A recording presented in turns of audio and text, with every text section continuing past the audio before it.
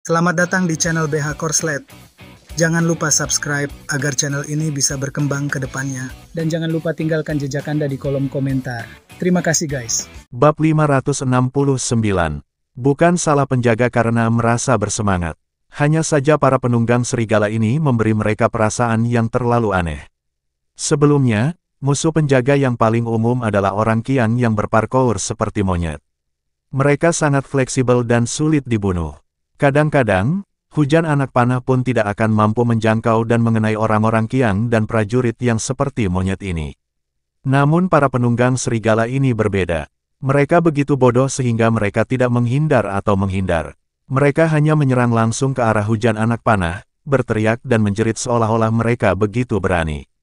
Lalu, ketika anak panah itu melesat ke tubuh atau tunggangan mereka, semua orang bisa mendengar dengan jelas bunyi anak panah yang masuk dan sensasi luar biasa menusuk daging. Sungguh menakjubkan, tidak seorang pun di tim penjaga dapat membayangkan bagaimana bisa ada orang sebodoh itu di dunia ini. Tanpa mengenakan baju zirah atau membawa perisai, dia langsung menyerbu ke depan. Itu sungguh bodoh. Namun, serigala-serigala raksasa itu tetap mengejutkan semua orang. Mereka benar-benar sebesar kuda. Anjing-anjing di rumah seperti anak singa dibandingkan dengan mereka. Bahkan 3 harimau Luo Shanshan tidak bisa mendapatkan banyak keuntungan di depan serigala-serigala raksasa ini. Harimau memang besar, tetapi serigala raksasa tampak lebih besar lagi, mungkin karena bulunya lebih panjang. Secara keseluruhan, secara visual, serigala raksasa ini lebih sulit ditangani daripada 3 harimau. Tentu saja hanya kelihatannya saja, minimal para pengawal berani menyerang serigala raksasa dengan cara seperti ini, namun jika itu adalah 3 ekor harimau, mereka tidak dapat memastikannya, karena kelincahan dan daya mematikan para harimau itu tidak sebanding dengan serigala raksasa tersebut. Tak lama kemudian, Chen Ce dan yang lainnya juga tiba. Ketika Chen Ce melihat para penunggang serigala itu jatuh ke tanah dalam jumlah besar, dia menjadi sangat tertarik. Mereka benar-benar besar, jauh lebih besar dari macan tutul dan ling gemuk. Mereka bahkan sebanding dengan Hua-Hua. Hua-Hua, kemarilah dan bandingkan mereka dengan kalian. Chen Ce memanggil ketiga harimau itu. Hua-Hua berdiri dengan enggan. Ketika Chen Ce membandingkannya dengan serigala raksasa, Hua-Hua menjadi marah dan mencakar dahi serigala raksasa itu dengan satu cakar. Adegan yang mengejutkan pun muncul. Kepala serigala raksasa itu benar-benar tergores oleh cakar Hua-Hua. Itu benar-benar bagian atas kepala serigala yang terkoyak, hanya menyisakan otak serigala raksasa yang tidak begitu percaya diri.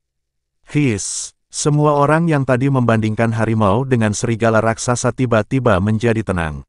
Itu pasti harimau. Meskipun serigala raksasa tampak lebih besar, kekuatan bertarung mereka tidak setingkat.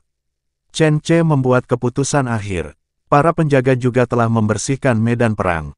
Hal utama yang harus dilakukan adalah menghabisi musuh satu persatu, lalu mengumpulkan anak panah dari tubuh mereka. Anak panah yang dapat diambil kembali akan dikumpulkan, dan jika rusak, akan dipatahkan dan dihancurkan, menyisakan mata panah. Ini adalah sesuatu yang dilakukan dengan sangat baik oleh setiap anggota tim penjaga.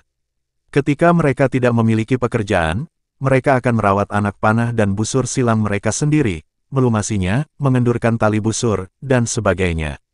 Setiap orang dapat melakukannya sendiri. Bagi semua orang, meskipun mereka semua memiliki pisau buntut sapi, hanya busur silang yang paling mereka kenal.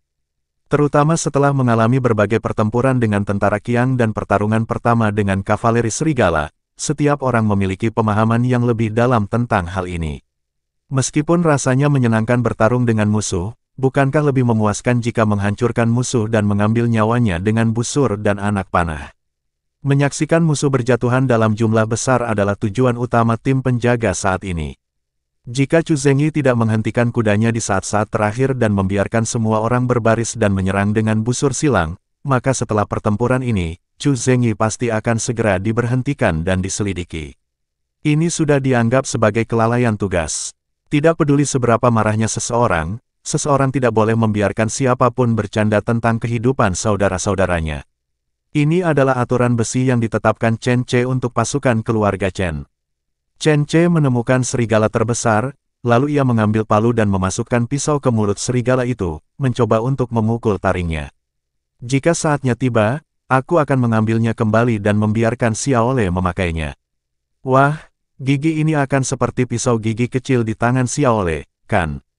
Hehe, sungguh spektakuler. Jika memungkinkan, aku akan mencabut semua gigi orang-orang ini dan membawanya kembali untuk dijadikan aksesori kecil. Pasti akan laku keras, hehe. Chen Ce senang dengan ketajaman bisnisnya. Chu Zengyi datang bersama dua orang yang diikat dari wilayah utara.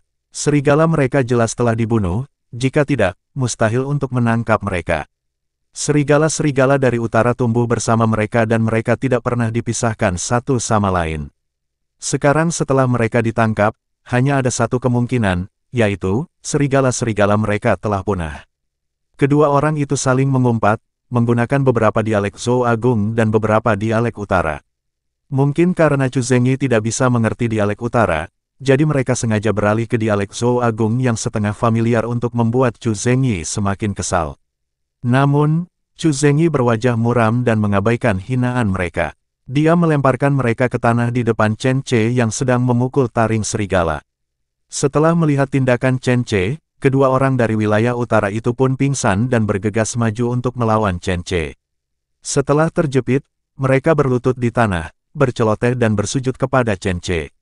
Apa yang mereka bicarakan? Mengapa mereka tidak mengumpat dalam dialek Zhou Agung? Chen Ce bertanya dengan rasa ingin tahu. Mereka memohon padamu untuk menyelamatkan rekan-rekan mereka. Serigala duduk seperti saudara dan kerabat bagi mereka. Mencabut gigi mereka sekarang akan menjadi pelanggaran terbesar di mata orang-orang di wilayah utara. Chu Zengyi menerjemahkannya dan kemudian memberitahu informasi dasar, saya baru saja berbicara beberapa bahasa dan mempelajari beberapa hal tentang kota Yanyun dari mereka. Sesuatu memang terjadi di kota Yanyun.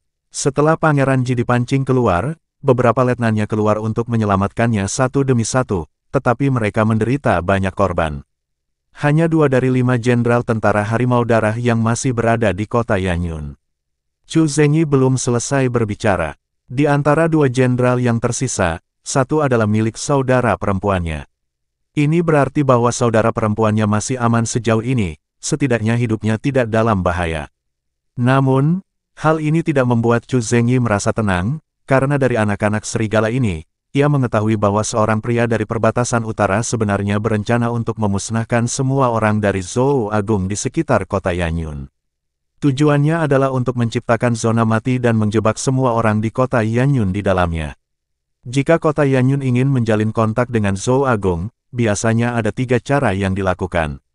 1. Jalan menuju Chengsu. Hanya sedikit orang yang menggunakan jalan ini, jadi kota Guiyuan dan tempat-tempat lain pada awalnya aman. Namun kini mereka bahkan tidak melepaskan garis ini. Jelas, mereka memiliki ambisi jahat mereka sendiri. Ada jalan lain yang menuju ke ibu kota. Jalan ini adalah jalan yang paling sering dilalui. Perbekalan harian dikirim melalui rute ini. Namun, rute utama ini telah terputus oleh pasukan serigala. Jalan lain menuju ke Yusu. Jalan ini adalah rute kedua yang paling banyak dipilih. Meskipun tidak selebar dan semudah jalan menuju ibu kota, jalan ini juga dapat mengirimkan makanan dalam jarak yang jauh. Sayangnya, kota itu juga jatuh, dan semua kota di sepanjang jalan dihancurkan oleh kavaleri serigala. Dengan kata lain, mereka telah menyelesaikan pengepungan dan penindasan Yanyun, dan hanya Guiyuan, garis terakhir, yang tersisa untuk dibersihkan. Tapi sekarang, mereka tidak akan pernah selesai. Dari manapun asalmu, aku yakin kau sudah melihat bahwa kota Yanyun tidak ada harapan. Pasukan Harimau Darahmu telah dilahap habis oleh kavaleri serigala kami. Selama pasokan makanan terputus selama lebih dari sebulan, beberapa orang di kota Yanyun akan menyerah begitu saja. Apa gunanya kalian, beberapa ratus orang? Ketika 2 prajurit serigala dari wilayah utara melihat bahwa Chen Ce berhenti setelah mendengarkan laporan Chu Zengyi, mereka mengira dia takut, jadi mereka mulai bersikap tangguh lagi. Chen Ce tersenyum, lalu mengambil palu dan mulai memahat lagi. Saya menghabiskan banyak waktu memahat, namun tidak bisa membukanya. Yang penting gigi serigala ini keras banget. Pada saat ini, Qiu Yaoer di sampingnya tidak tahan lagi dan meremas ke depan. Suamiku, bagaimana kalau membiarkanku mencoba? Melihat dia telah mengeluarkan kapak, Chen Ce tersenyum dan membiarkannya mengambil tindakan. Qiu Yaoer mengambil kapak dan pahat Chen Ce, lalu berdiri di sana dan menebang dengan kapak itu. Gerakan Qiu Yaoer sangat anggun, seperti sedang menari. Tentu saja, itu juga karena dia cantik dan memiliki bentuk tubuh yang bagus, jadi apapun yang dia lakukan terlihat bagus. Kapak itu, yang kelihatannya tidak terlalu tajam, begitu kuat sehingga dapat memotong gigi serigala tanpa ragu-ragu, meskipun Chen Ce telah lama memotongnya. Kemudian, dengan pukulan lain, dia memotong 2 taring serigala yang panjang. Ya, sekarang sudah turun, kan? Qiu Yaoer menyerahkan taring serigala berdarah itu kepada Chen Ce sambil tersenyum, lalu dia membawa kapak dan berdiri di belakang Chen Ce lagi. Kedua anak serigala utara itu tercengang. Mereka tidak pernah menyangka bahwa gadis yang lembut dan cantik ini bisa begitu tangguh. Dia memotong taring serigala itu hanya dengan 2 kapak. Gerakan itu sangat tajam, dan keterampilan itu sangat lincah. Baiklah, kamu bisa mengambilnya kembali dan membuat gelang untuk Xiaole. Hei, apa yang kalian berdua lihat? Apa kalian belum pernah melihat gadis secantik itu dengan penampilan awet muda? Kedua anak serigala itu kembali sadar dan mendengus dingin. Kami di utara tidak kekurangan wanita cantik. Putri ketiga kami, Nova, tidak lebih buruk dari gadis cantik ini. Tapi kamu sangat berani membawa wanita cantik seperti dia ke utara kami. Tidakkah kamu tahu bahwa wanita cantik seperti dia tidak akan pernah bisa meninggalkan utara setelah mereka datang? Para prajurit kita di utara akan menjaga mereka di sini selamanya, dan kemudian raja kami akan menghadiahkan mereka kepada para prajurit yang paling berani, dan membiarkan mereka melahirkan anak serigala kecil yang terkuat untuk para prajurit. Chen Ce meludah, berhentilah menyombongkan diri, kalian anak serigala tidak lebih dari itu. Ratusan orang kalian tidak ada apa-apanya di tangan Yaoer kecilku, kan? Lalu, putri ketigamu Nova, aku juga memikirkannya. Saat aku membawanya ke tempat tidur dan menikmatinya dengan baik, kurasa aku akan membakar kertas untuk memberitahumu. Sekarang, beristirahatlah dengan tenang. Chen Ce mengulurkan kapak Qiu Yaoer, lalu menebas dahi kedua pria itu dengan 2 kapak, mengirim mereka untuk menemui Raja Neraka. Bab 570. Kedua pria itu masih berteriak sebelum mereka meninggal, dan setelah Chen Ce menembak kepala mereka, dunia akhirnya menjadi sunyi. Ayo pergi, beritahu orang-orang di sini untuk bersembunyi sendiri. Kita harus bergegas ke kota Yanyun. Mungkin akan ada pertempuran di sepanjang jalan, jadi jangan ceroboh. Chen Ce memanggil semua orang, dan semua orang menaiki kuda mereka dan terus menuju ke kota Yanyun. Tempat ini hanya berjarak 30 mil dari kota Yanyun dan dapat dianggap sebagai pos terdepan kota Yanyun. Sayangnya, tempat ini sekarang telah hancur. Sepanjang jalan, Chen Ce berpikir dalam benaknya. Yanyun pada dasarnya telah menjadi komoditas panas di antara pasukan kavaleri serigala di wilayah utara. Alasan utamanya adalah Pangeran Ji dipancing keluar, dan kemudian pertempuran klasik Calabash Brothers menyelamatkan kakeknya terjadi. Akibatnya, 3 dari 5 wakil komandan militer yang mampu bertempur dikalahkan atau lumpuh, dan sekarang hanya 2 wakil komandan militer yang tersisa untuk bertahan. Sayangnya, 5 jenderal dikalahkan hingga hanya tinggal 2. Ini terlalu tragis. Jika aku tidak datang, pasukan Harimau Darah akan benar-benar menjadi sejarah. Tidak, aku harus bersorak. Masalah ini harus diselesaikan. Pasukan Harimau Darah tidak boleh dihancurkan, jika tidak, situasi di Zhou Agung akan tidak stabil dan bahkan lebih merepotkan. Chen Ce mulai sakit kepala dan mulai bertanya-tanya bagaimana cara menyelamatkan pasukan macan darah yang sudah mengalami kemunduran. Pertama-tama, kita harus mempertahankan kota Yanyun. Kedua, kita harus membuka jalur transportasi utama antara kota Yanyun dan ibu kota sehingga makanan dan barang-barang lainnya dapat diangkut masuk. Terakhir, kita harus menyelamatkan Pangeran Ji, harta karun pasukan. Jika Pangeran Ji tewas, pasukan Harimau Darah mungkin akan berada di ambang kehancuran. Selama kita bisa menggunakan ketiga pedang ini, jika tidak terjadi hal yang tidak diinginkan, pasukan ini akan bisa bertahan hidup dengan utuh.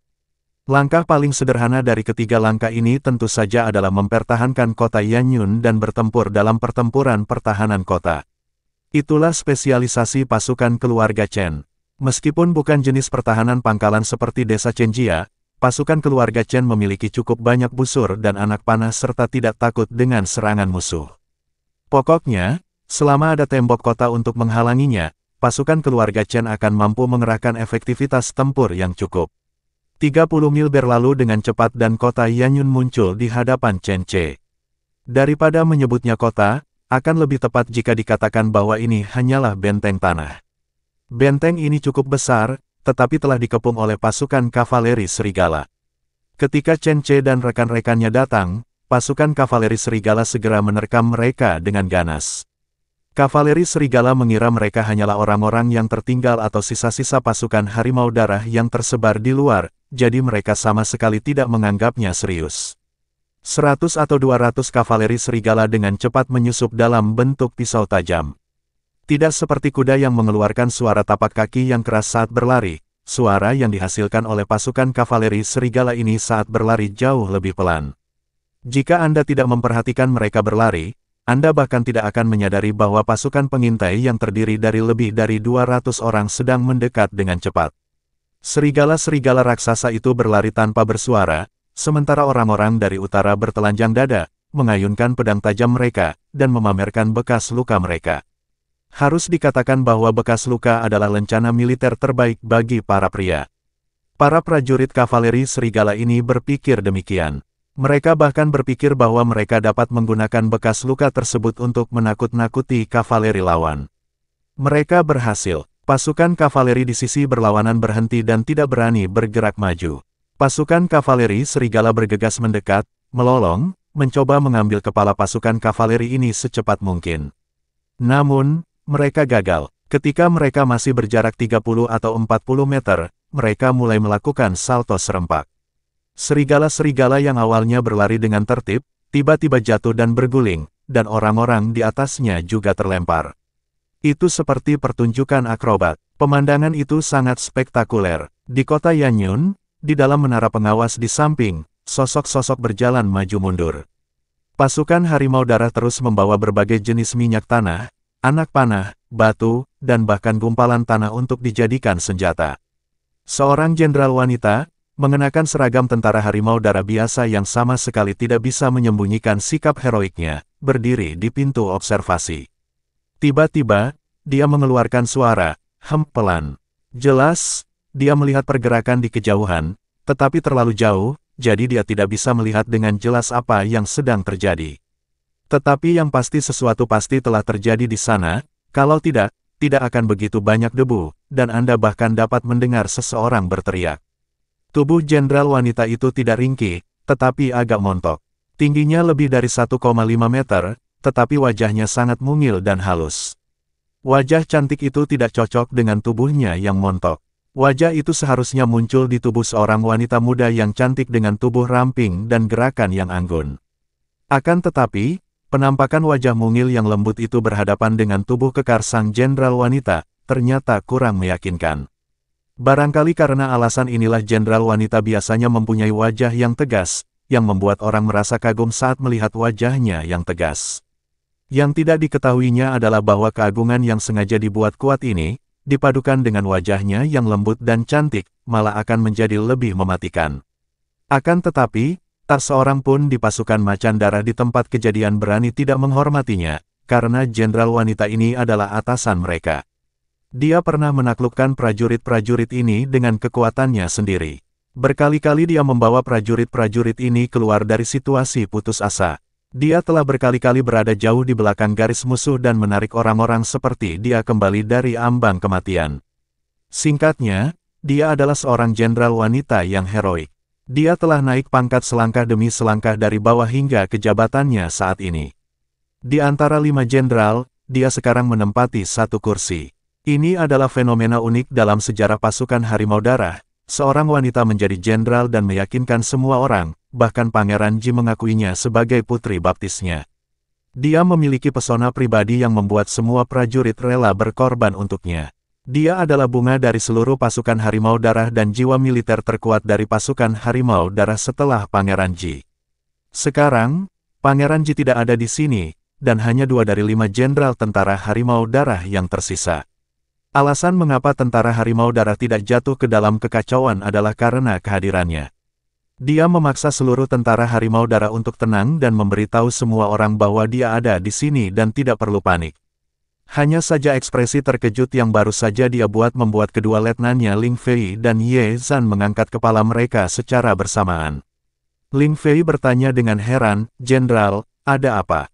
Tatapan Culianyi tetap tidak berubah saat dia menjawab dengan lembut, sepertinya ada pasukan yang datang dari luar.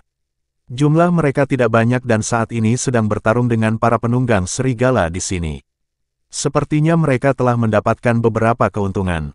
Suara Culianyi sangat enak didengar, bagaikan bunyi butiran giok berbagai ukuran yang jatuh di atas piring giok, berdenting dan renyah, sangat enak didengar.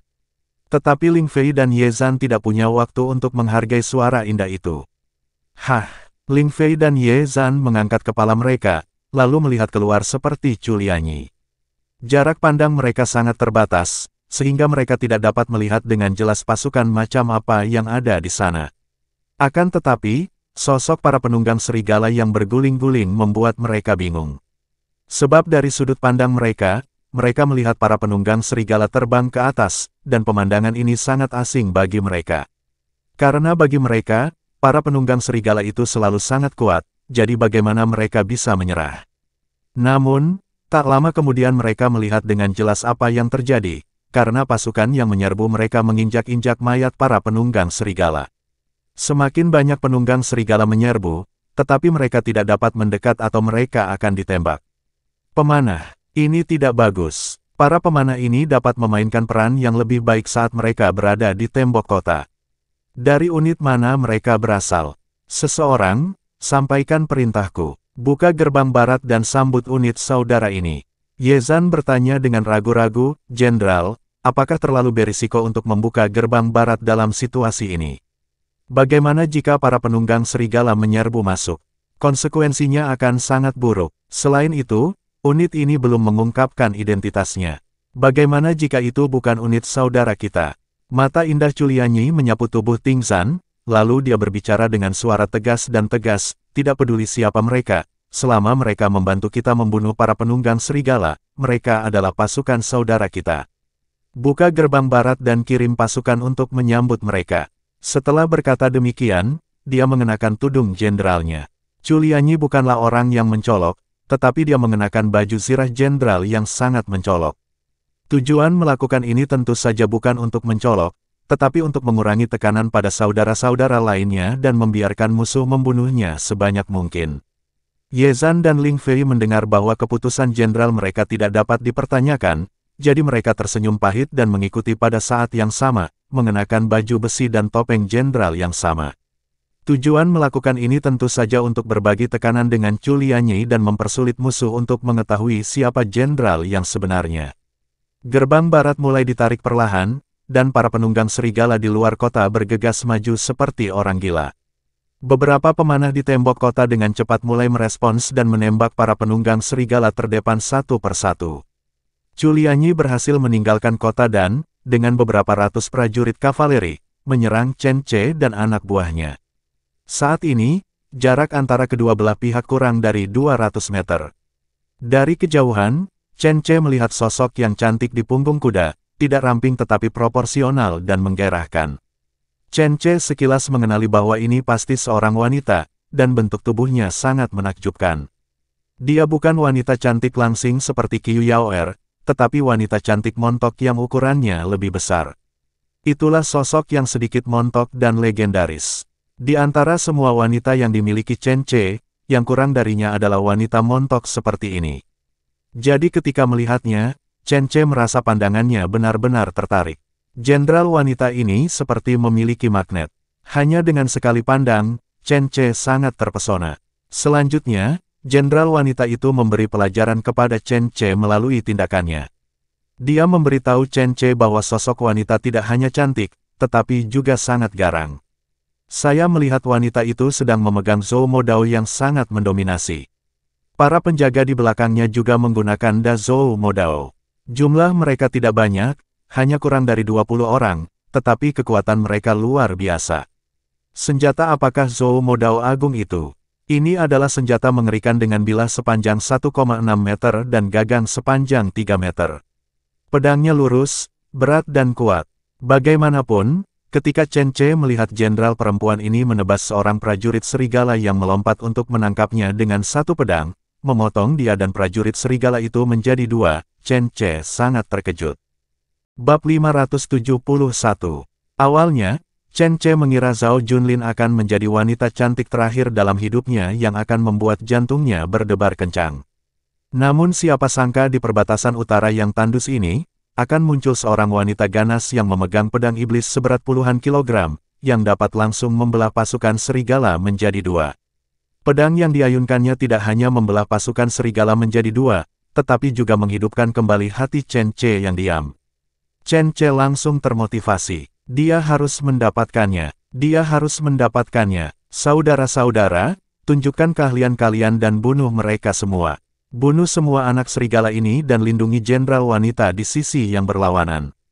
Chen Ce masih menunjukkan sebagian ambisi serigalanya, menyebabkan Luo Sanshan dan Qiu Yaoer menatapnya pada saat yang sama.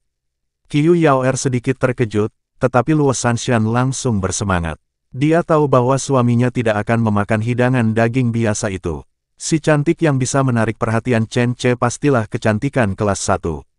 Benar saja, ketika dia memandang ke arah Chulianyi, dia mendapati bahwa dia benar-benar kecantikan yang langka di dunia. Meskipun dia terlihat agak gemuk, gerakannya cekatan, tubuhnya lincah, dan seni bela dirinya mendominasi, seperti kecantikan yang tak terkalahkan yang mengalir seperti air. Dia tidak hanya berhasil merebut hati Chen Ce sekaligus, dia juga mendapatkan sedikit penggemar seperti Luo Sanshan. Luo Sanshan segera menunjuk jarinya dan berkata, "Hua-hua, Mimi, Dou-dou, pergi dan bantu jenderal perempuan itu untuk mengalahkan anak-anak serigala di depannya." Ketiga harimau itu menerima perintah Luo Sanshan, maka mereka pun meraung liar, menyerbu keluar dengan tiba-tiba, dan menyerang anak-anak serigala ke arah itu. Dalam sekejap, ketika harimau meraung di medan perang, para serigala menjadi panik.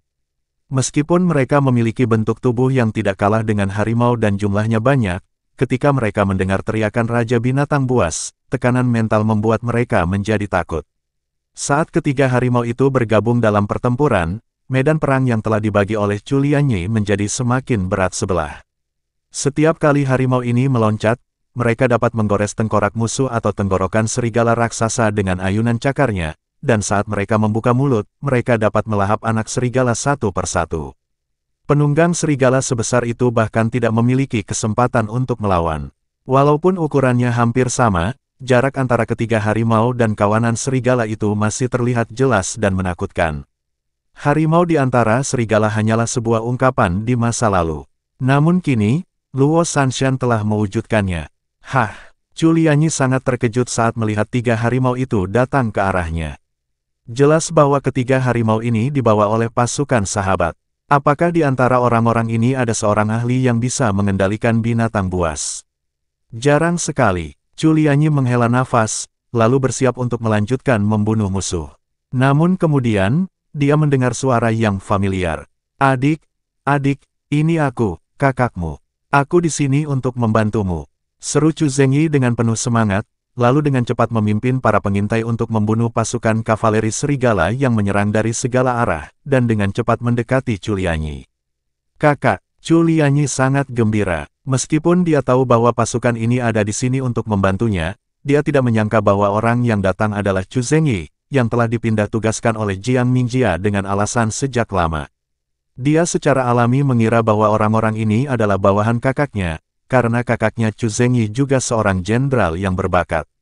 Jika dia tidak pergi, maka salah satu dari 5 jenderal itu pasti akan menjadi tempatnya. Tetapi meskipun dia bukan salah satu dari 5 jenderal sekarang, Chu Zengyi telah membuktikan kekuatannya dengan tindakannya.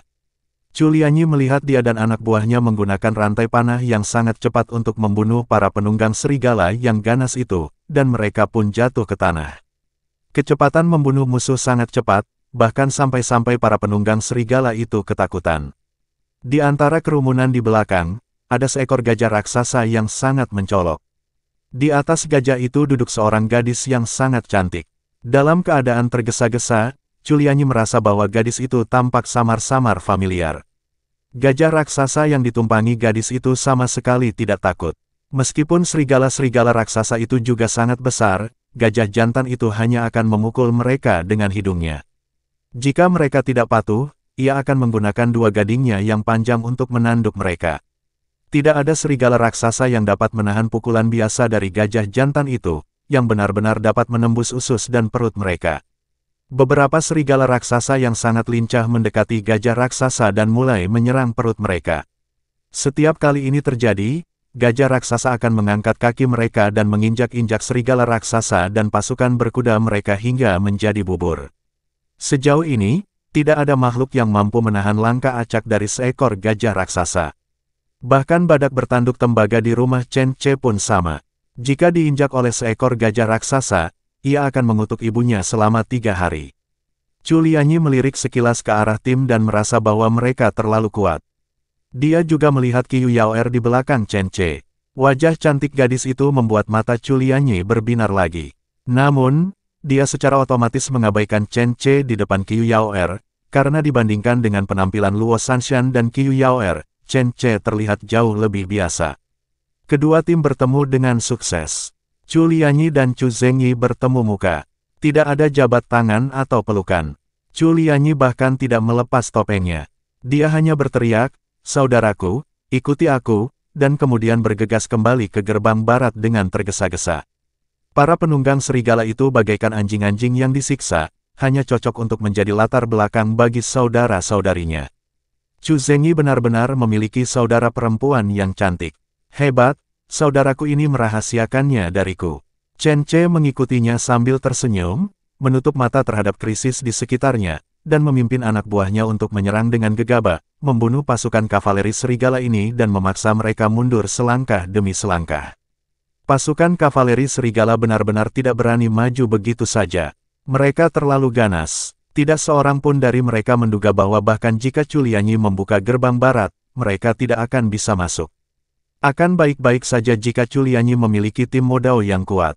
Para penunggang serigala tahu ini. Meskipun tim Modao kuat, jumlah mereka terlalu sedikit.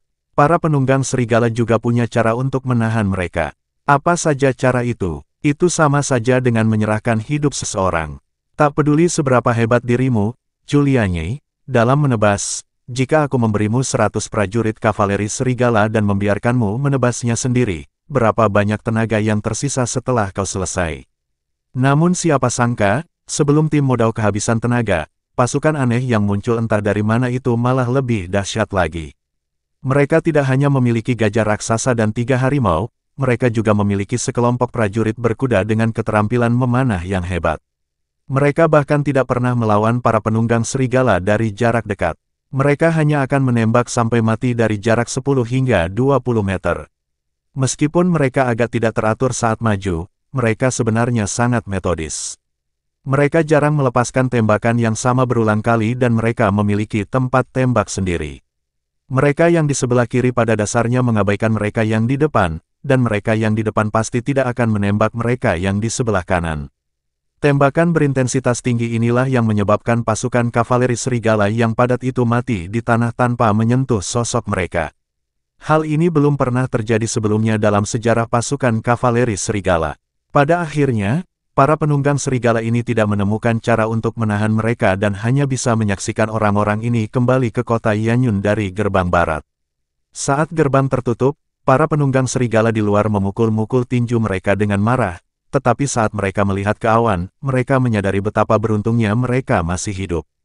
Jalan yang dilalui pasukan itu dipenuhi mayat-mayat, mayat-mayat serigala dan prajurit kavaleri, seolah-olah mengejek ketidakmampuan prajurit kavaleri serigala ini.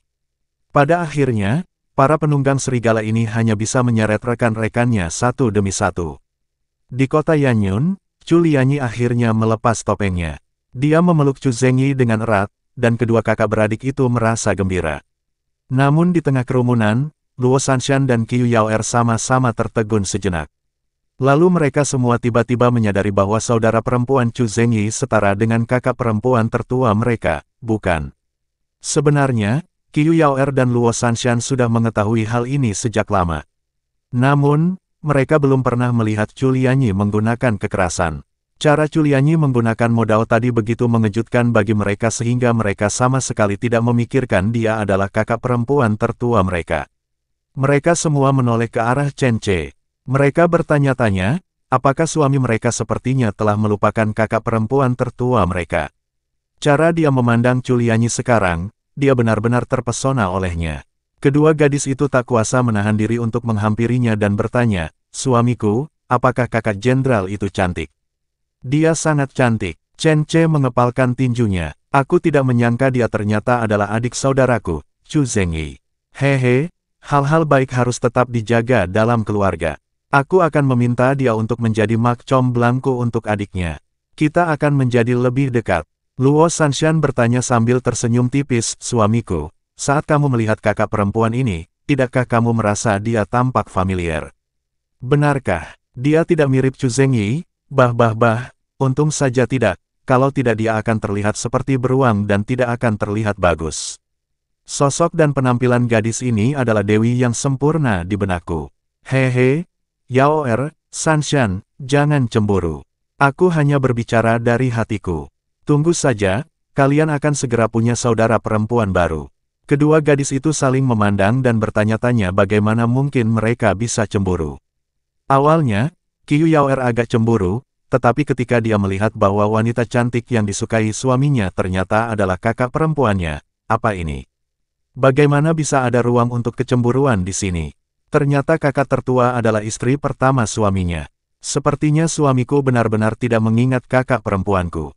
Apa yang harus kulakukan? Qiu Yaoer sedikit gugup. Ia merasa suaminya dalam bahaya dalam situasi ini.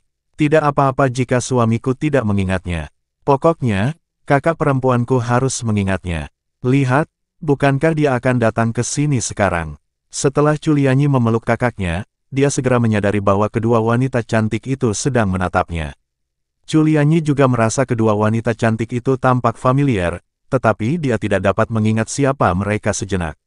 Saat dia berjalan mendekat, dia melihat ke arah Qiu Yaoer dan dua orang lainnya, dan omong-omong, dia melirik ke arah Chen Ce.